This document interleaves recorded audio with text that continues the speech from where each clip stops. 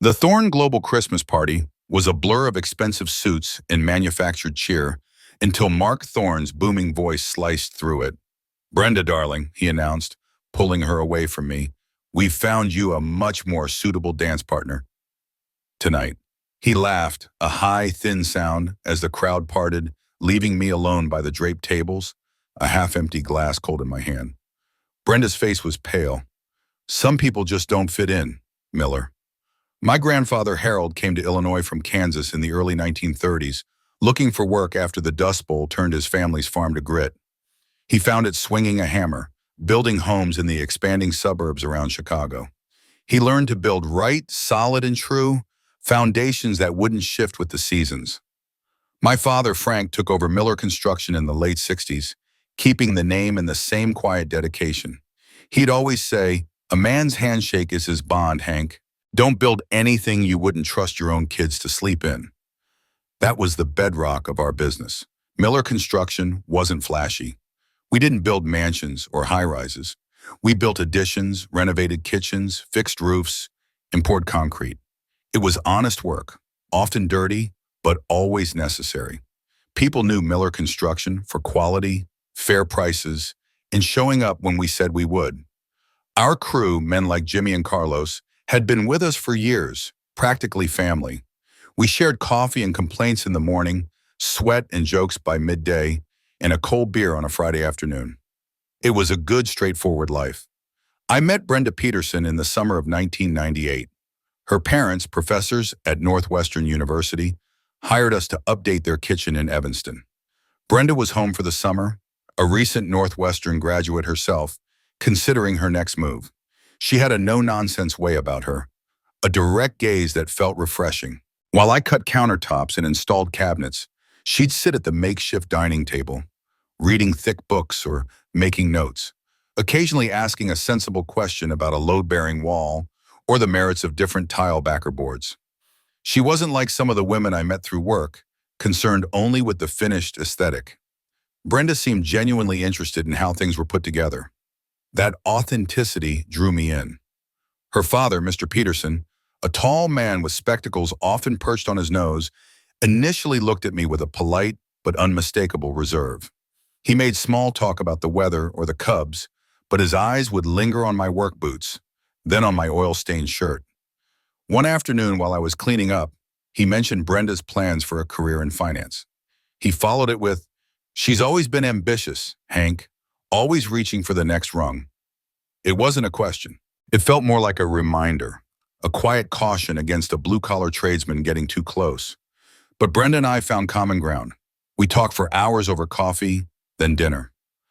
I explained the nuances of framing and foundation work. She talked about market trends and investment strategies. It was a bridge between two different worlds, built brick by brick with mutual curiosity. We fell in love, quietly at first, then with an undeniable force.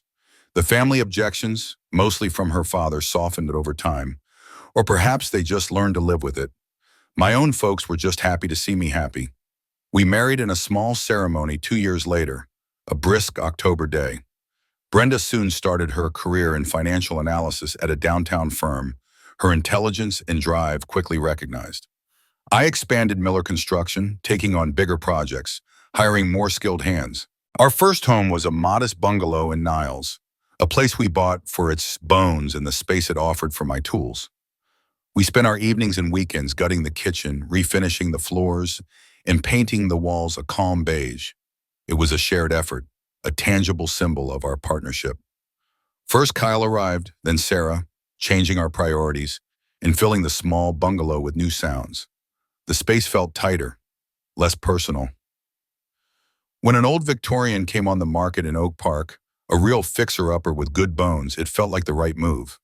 We emptied our savings, took out a bigger mortgage, and I spent the next decade meticulously restoring it room by room, board by board. Brenda's career took off. She moved to Thorne Global Investments, a larger, more aggressive firm. Her ambition and sharp mind made her stand out. We weathered the usual storms of married life, financial pressures, a few health scares with the kids, the daily grind of balancing work and family. We faced them as partners, never keeping a careful tally of who sacrificed more or who did what. It just felt like us moving forward together. Miller Construction kept growing. We moved into bigger projects, historical restorations, and custom builds that required more finesse than simple additions. It wasn't about getting rich, not for me. It was about building something lasting, something solid. We had a reputation now, a company known for taking pride in its work, for not cutting corners. This provided a good life for us, comfortable. The kids had what they needed, and we didn't have to worry about the grocery bill. Brenda, meanwhile, was excelling at Thorn Global. Her income climbed steadily, eventually surpassing mine by a significant margin. I never once resented it. It felt like a team effort. Her success in the high-stakes world of finance was hers, but it was also ours. When she closed a big deal, she'd come home with that look in her eyes, a kind of fierce satisfaction, and I'd celebrate it with her, genuinely proud. We'd talk about her day, the complicated spreadsheets, the demanding clients. I couldn't always follow the financial jargon, but I could appreciate the drive it took. She was just as supportive of me. When I landed a particularly challenging renovation, restoring a century-old mansion in Evanston that needed every joist and beam shored up, she understood the scope of the work. She'd walk through the dust and scaffolding with me on weekends, asking insightful questions, even offering design ideas when I was stuck. "It's more than just wood and nails, Hank," she'd say. "It's bringing history back to life." Her belief in my work, in my craft, meant everything. The only real thorn in our side, if you could even call it that, was the subtle condescension I sometimes encountered from Brenda's colleagues. At company parties or industry events, they'd often size me up, then glance at Brenda, a question in their eyes. "So, Hank," they'd begin, their smiles a little too wide, "what is it you really want to do?" As if constructing homes, managing a crew, and running a profitable business was just a temporary hobby. I remembered one specific instance at a holiday gala, standing near a towering ice sculpture, when a junior analyst asked me if I'd ever considered something more managerial. Or the time Brenda mentioned our vacation to Italy, and a senior VP, a man named Henderson, looked genuinely surprised. "Italy? For a contractor?" he'd muttered, as if I should be content with a fishing trip to Wisconsin. Another time at a corporate reception, a young intern mistook me for one of the valets, handing me his car keys and asking me to pull his Mercedes around front.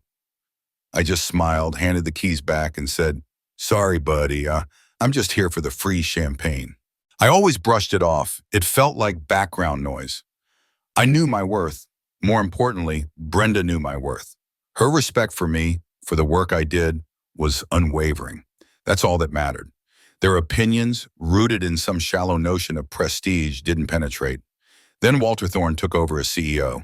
His father, Mark, had been the founder, a shrewd but somewhat old-school businessman. Walter, however, was a different breed, a humiliating, aggressive, ruthless. He demanded 80-hour work weeks and absolute loyalty. He was a self-proclaimed rags-to-riches man, always talking about his humble beginnings in Indianapolis. But he seemed to paradoxically despise anyone from a truly working-class background. His own wealth, once acquired, was flaunted with an almost desperate intensity. Multiple sports cars, vacation homes in Aspen and the Hamptons, a private jet he used for trips that could easily be flown commercially. It all screamed insecurity, a man trying too hard to prove something. I usually managed to avoid Thorne at company functions. I'd grab a drink, find Brenda, make small talk with a few familiar faces, and then politely excuse myself to the periphery. But Brenda's promotion to senior portfolio manager changed things. This summer, Thorn Global was throwing its annual picnic at Walter Thorne's sprawling estate in Lake Forest. Attending wasn't just encouraged, it was practically mandatory. Brenda needed to be there, and as her husband, so did I. The drive to Lakeshore Country Club always felt like crossing into a different zip code, one where the grass was greener and the fences taller. Thorn Global had rented the entire sprawling grounds for their annual summer picnic. Parking my 10-year-old Ford pickup amidst a sea of Mercedes, Teslas, and Porsches felt like parking a broken-down tractor in a luxury car dealership. The glint of polished chrome and pristine paint reflected the late afternoon sun, making my truck's faded red paint and minor dents feel even more pronounced. I had tried my best for business casual, which for me meant dark, well-maintained jeans, a freshly ironed button-down shirt from Target, and my best pair of work boots, scrubbed clean of any sawdust or mud. Still, I could feel the subtle shifts in glances, the quick appraisals that started at my shoes and worked their way up, lingering on my hands, which were inevitably scarred and roughened from years of labor. It was a familiar feeling, a quiet judgment, without a single word spoken. Brenda, on the other hand, looked stunning. She always did. Today, in a pale blue sundress that seemed to float around her, she commanded attention. Even after nearly 3 decades, seeing her across a crowded room, my heart still quickened. She came over, her hand finding my arm, her smile warm. "You look great, honey," she said, her eyes meeting mine, a silent understanding passing between us. Then came the usual pep talk, delivered with a gentle squeeze. "Remember, Hank, these people respect results. You've built a successful business, a solid reputation. You have nothing to prove to any of them." I nodded, offering a small smile. I knew she meant it, and I knew why she had to say it. These little reminders were necessary, a shield we both understood I sometimes needed. For most of the afternoon, I managed to avoid Walter Thorne. He was hard to miss, though. A stocky man with a booming laugh and a perpetual tan, he held court by the oversized barbecue pit, surrounded by a deferential circle of employees. He had a way of gesturing grandly, of throwing his head back in exaggerated laughter, that felt more like a performance than genuine enjoyment. I kept my distance, content to sip a lemonade and watch Kyle and Sarah, both grown now, chat with their mother's colleagues. Eventually, Brenda looped her arm through mine. "Come on," she murmured. "Time to pay our respects." She steered me towards the center of the gathering. "Walter," she said, her voice bright, "I'd like you to meet my husband, Hank."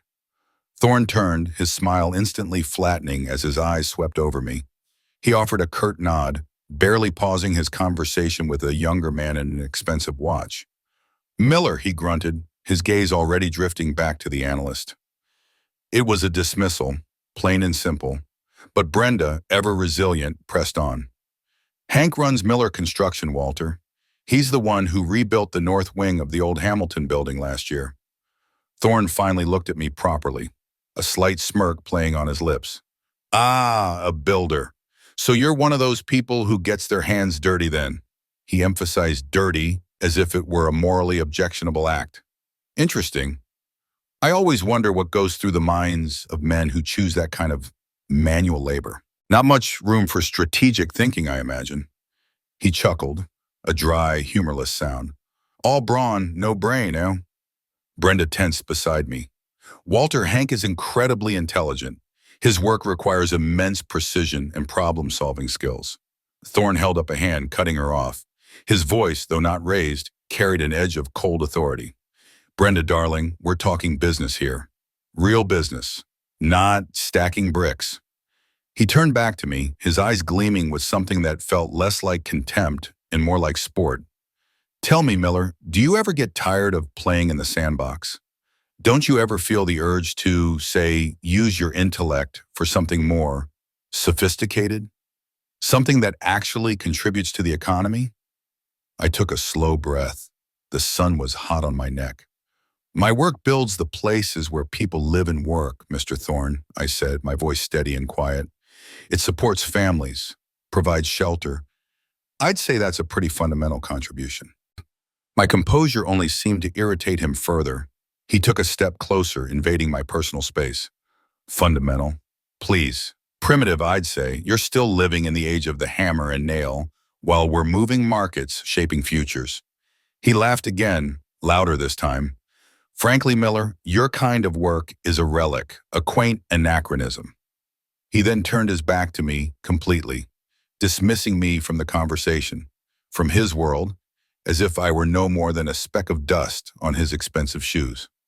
The humiliation burned, a slow, hot fire in my gut. This wasn't just a casual slight. It was a deliberate act, a calculated display of class-based contempt. And it wasn't just aimed at me. It was aimed at Brenda, too, a way to put her in her place, to remind her of where she came from and who she was allowed to associate with. After the picnic, Thorne's words, his condescending laugh, kept replaying in my head. The anger simmered, a low heat beneath my ribs. It wasn't just the insult to my work. It was the deliberate aim, the way he tried to diminish me in front of Brenda, in front of everyone. It felt personal, a deeper resentment than any I'd harbored before. I tried to shake it off, to tell myself he wasn't worth the energy, but the feeling persisted, a dull ache in my chest. Then I started noticing things about Brenda. Small things at first, easily dismissed. She was more distant, her mind often elsewhere, even when we were talking. She started staying later at the office, claiming urgent deadlines or unexpected client meetings.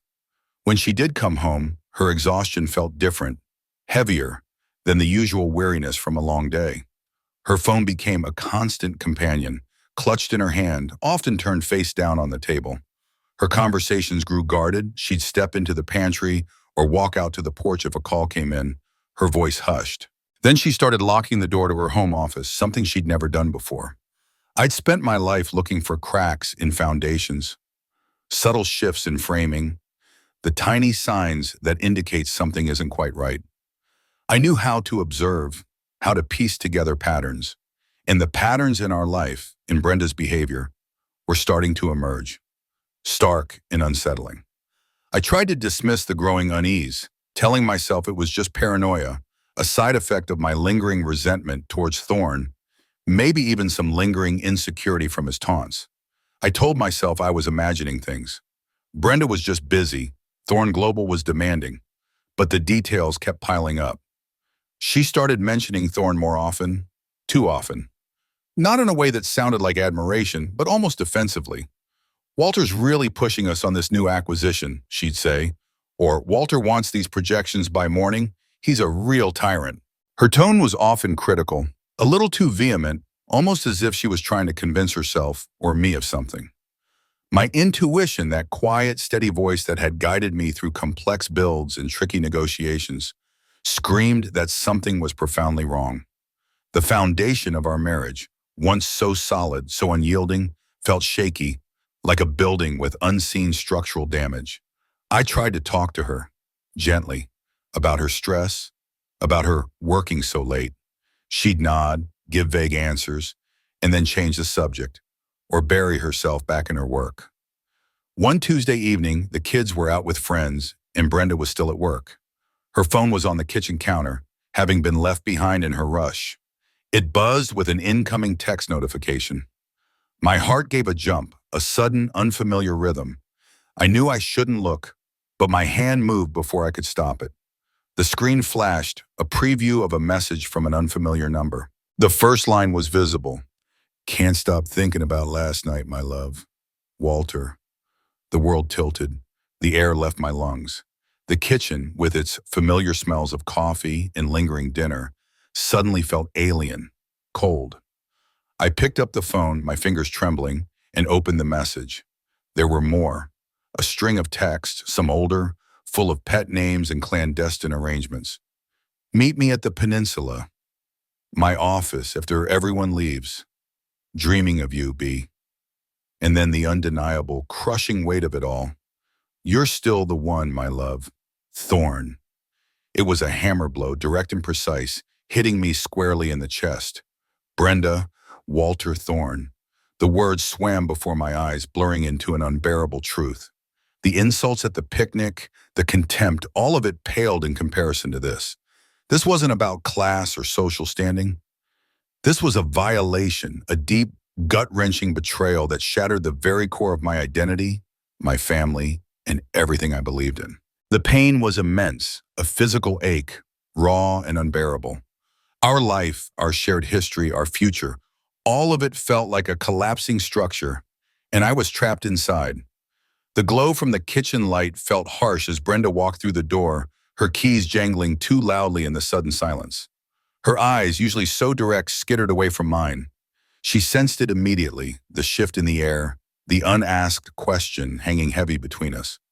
I stood by the counter, the phone still clutched in my hand, the screen displaying Thorne's last message, a damning testament to her deceit. "What's wrong?" she asked, her voice thin, too casual. I didn't speak. I simply held out the phone. She looked at it, then at me, her face, usually so composed, crumpled.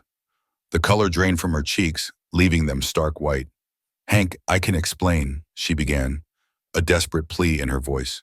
"Can you?" I asked, my voice flat, unfamiliar even to my own ears. "Can you explain, my love? Can you explain Walter?" The denial came first, a clumsy, frantic attempt to deflect, to lie. "It's nothing, Hank. Just a client being overly friendly. You know how Walter is. He's like that with everyone." But the words felt hollow, dissolving in the face of the stark evidence. Then the dam broke. She slid to the floor, weeping, her shoulders shaking, and the confession spilled out, a torrent of shame and regret. "Stress," she said, "the demands of work, feeling unseen, unappreciated by me. Thorne's charm, his power, his way of making her feel important, like she mattered in a world that moves so fast." Each justification, each weak excuse felt like another twist of the knife, deepening the wound. Undervalued, after all these years, after everything we'd built. The confrontation was raw, devastating. Years of shared history, of quiet trust, of building a life together, crumbled in mere moments. The walls of our meticulously restored home seemed to close in, echoing with her sobs and my own stunned silence. I felt a cocktail of emotions churning within me. Heartbreak so profound it felt physical, a searing rage, a gut-deep confusion, and a crushing sense of profound loss. The woman weeping on the floor, the woman I had built a life with, was suddenly a stranger, seen through a new, fractured lens, and the image was unbearable. She pleaded for forgiveness, for understanding, for another chance. Her words were desperate, but they couldn't bridge the chasm that had opened between us. It felt vast, insurmountable, filled with the wreckage of her betrayal. How could I forgive this? How could I ever look at her or at myself the same way again? I realized then that the affair wasn't just a personal betrayal of me, Hank Miller, her husband. It was a desecration of everything I valued, everything I stood for. My family, the bedrock of my existence. My honest work, built on integrity and solid foundations. My very self, defined by loyalty and unwavering commitment. Thorne had not only insulted my craft, he had stolen my wife, undermined my home, and trampled on my life, all while laughing about primitive men and their primitive ways.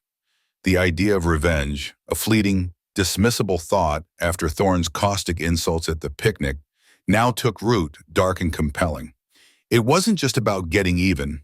It was about justice, about reclaiming what had been stolen, about proving that integrity, even primitive integrity, could still stand tall against the hollow arrogance of men like Walter Thorne. Both Walter Thorne and Brenda, in her own way, would pay the price for their actions. This wasn't a fit of pique. This was a cold, quiet resolution forming in the shattered landscape of my heart. I decided then to keep my intentions hidden. I would present a facade of quiet despair, of a man broken by betrayal, while beneath the surface I would meticulously plan.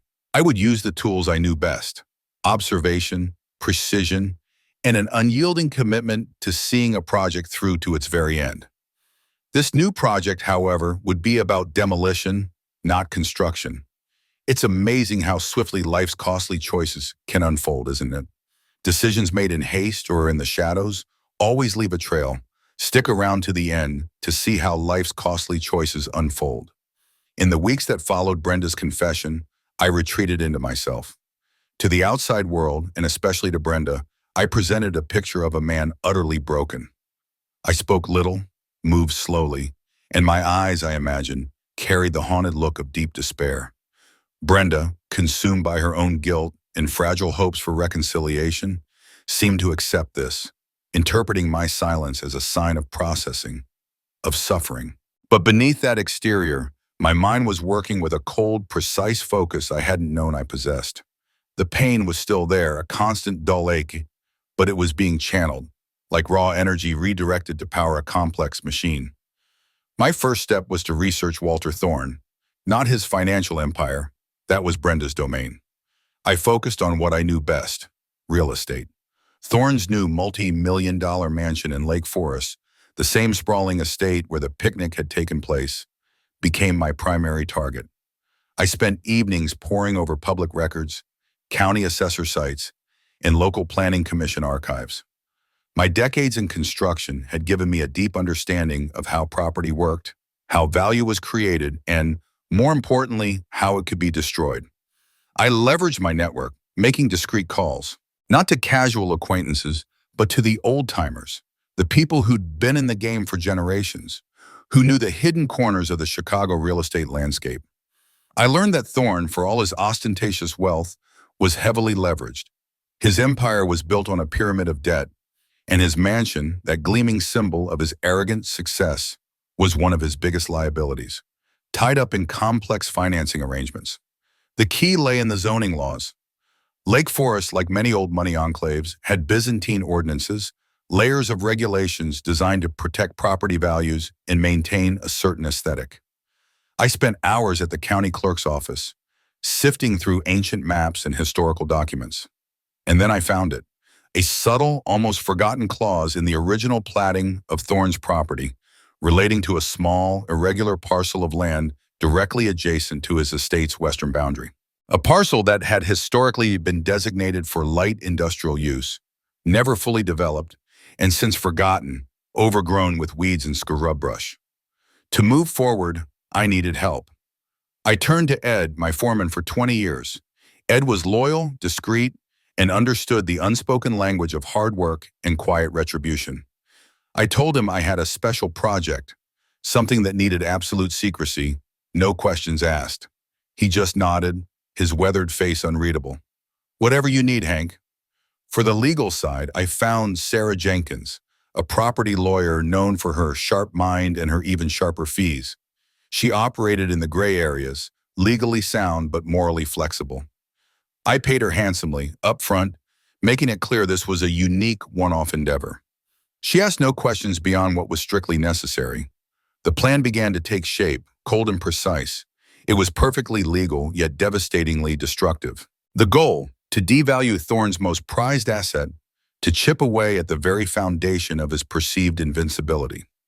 I secured permits for a large-scale, long-term commercial renovation project on that adjacent, forgotten parcel.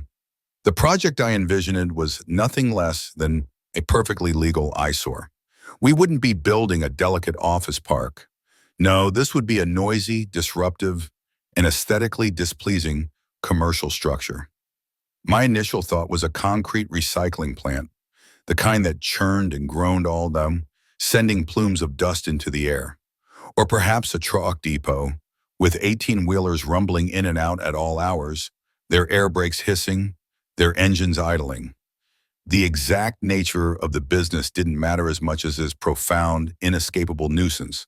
Carefully through a series of shell corporations and blind trusts managed by Sarah Jenkins, I acquired the adjacent lot. Every I was dotted, every T crossed. There would be no legal grounds for Thorne to object. The historical zoning was clear, the permits were legitimate, and the property acquisition entirely above board. He would find no legal loophole, no technicality to exploit. The architect of ruin was at work, and the foundations for Walter Thorne's downfall were being laid, piece by meticulous piece. The first phase of the plan began subtly: surveys, soil testing, the kind of quiet, preparatory work that could easily be mistaken for maintenance on an old, forgotten lot. Walter Thorne, no doubt consumed by his market reports and quarterly earnings, likely never noticed the lone pickup truck, the men in hard hats meticulously measuring lines and hammering stakes into the overgrown earth just beyond his manicured fence line. Then came the heavy machinery, a lone excavator at first, digging a foundation for what would be the main structure. Its rumble was low, intermittent. Even then, Thorne probably dismissed it as minor temporary construction, a nuisance easily ignored. But the rumble grew louder, more constant. Dump trucks began arriving, their heavy loads crunching on the newly laid gravel access road. The whir of concrete mixers, the clang of steel beams, the incessant beeping of reversing vehicles. It all started to pick up, a slow, methodical crescendo.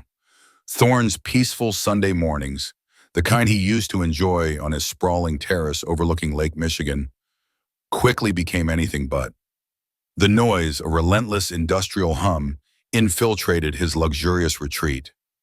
Dust settled on his expensive patio furniture. Vibrations from heavy pile drivers rattled the crystal in his china cabinet. His meticulously manicured lawns, once pristine, now caught stray debris blown over from the adjacent site. His multi-million-dollar mansion, his ultimate status symbol, was slowly but surely becoming unlivable. The calls started. First, polite inquiries to the local planning commission, then increasingly agitated demands to the mayor's office. Finally, outright threats to anyone who would listen. He tried to shut the site down, sending his lawyers armed with cease and desist letters.